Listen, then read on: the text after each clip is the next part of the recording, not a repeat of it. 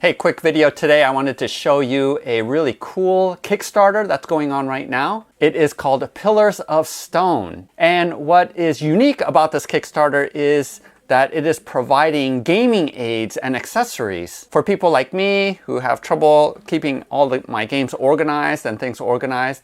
And especially as a dungeon master playing 5th edition Dungeons and Dragons, I really appreciate some of the things that Jason has come out with in this Kickstarter because it really helps organize all of my stuff. Jason was kind enough to send these STL files over to me to showcase and review them. And this is just a small example of the many files that are being provided or are going to be unlocked for a $35 pledge. At the end of this video, I do have a painting tutorial on how I painted up these items, and that can at least give you an idea of how easy it is to paint these up. The Kickstarter is going to end on September 4th of 2020, so make sure you click on the link below in order to go to the Kickstarter page. One of the things that I really like about this system is that they are all hex-based and uses the open lock system, these clips, to be able to clip together these hexagons so that you can configure it any way that you want. So behind what's usually my Dungeon Master screen right here,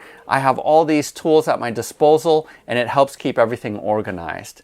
So as an example here, I have Post-it notes that I can write messages to individual players to tell them what's going on or choices that they can make. I like this cup holder that organizes all of my tools. And here we have bowls that keep all of the bits organized so that your table isn't a huge mess. Also over here, I have my dice tower, which I strayed from my typical gray painting scheme to make it a little bit more colorful. And then here is a card holder, which is probably one of the most helpful things for me as a DM. And how I use it is I created these monster cards for 5th edition, and I like to pull out of my binder all of the creatures and monsters that the characters might face for the gaming session. And so this is a great way that I can rack them up and be able to pull them out whenever the players encounter them. By the way, these files are available for free, and so if you want them, go ahead down into the descriptions, click on the link, and you can download these for your own use.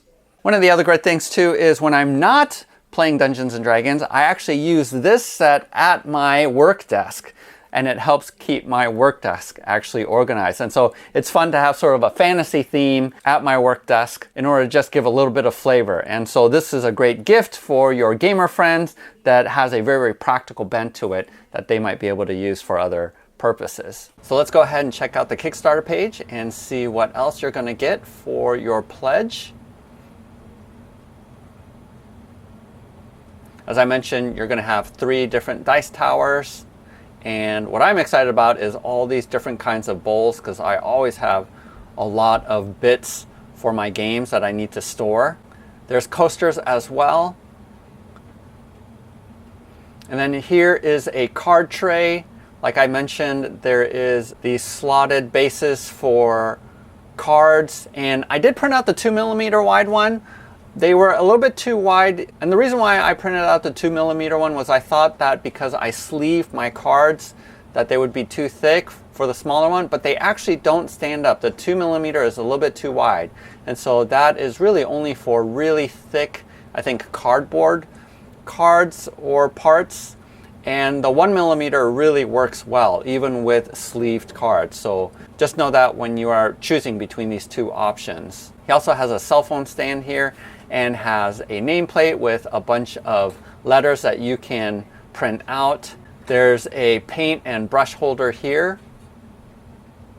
And then he also has a bunch of scatter terrain. And these aren't confined to being placed on the hexes, but in general, just for gaming purposes. A couple of weeks ago, I made a video about making terrain for Gloomhaven, Jaws of the Lion, and we were talking about alternatives for summoning stones, and this is a great one for a summoning stone.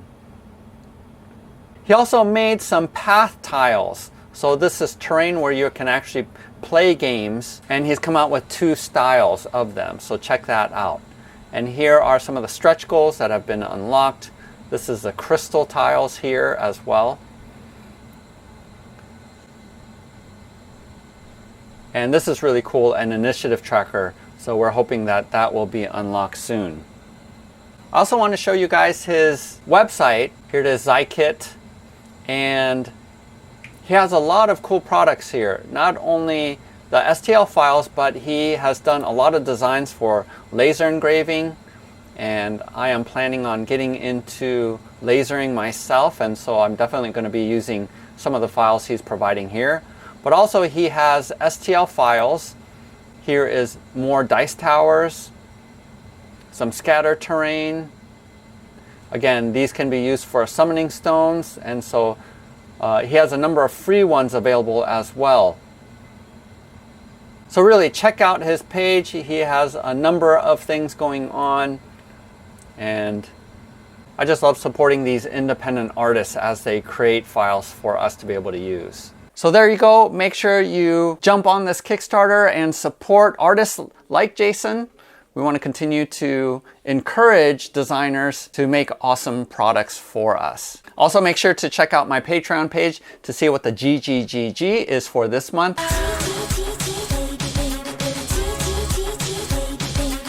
And for August of 2020, we are giving away a copy of the game Project Elite. I've made a couple of videos regarding that, so make sure you check those out here. Otherwise, happy gaming, happy 3D printing, and we'll see you next time. So the first thing I'm going to do is spray prime everything with black flat primer. And you might be asking, why am I spray painting everything black when my PLA is black? And the reason is because you need primer in order for paint to really stick on the printed pieces. And so this is, if you're not painting, obviously you don't need to prime, and you can use whatever PLA color that you want. But I pretty much put paint on almost everything. Alternatively, you can just spray paint, if you're not going to brush prime anything, the color that you want.